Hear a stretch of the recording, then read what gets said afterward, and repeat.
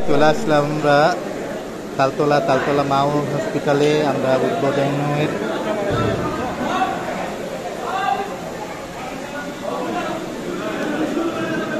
বিসমিল্লাহ, আজকে উদ্বোধন হচ্ছে। আলহামদুলিল্লাহ হয়ে গেল।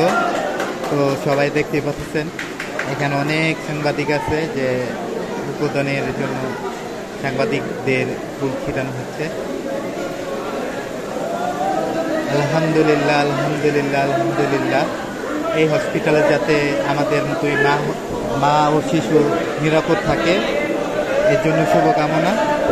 আলহামদুলিল্লাহ, অনেক সুন্দর। এখানে নেতাকর্মী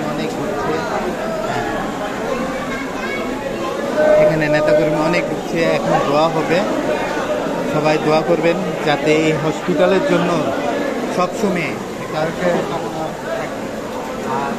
হসপিটালে যাতে অনেক সুন্দর হয়।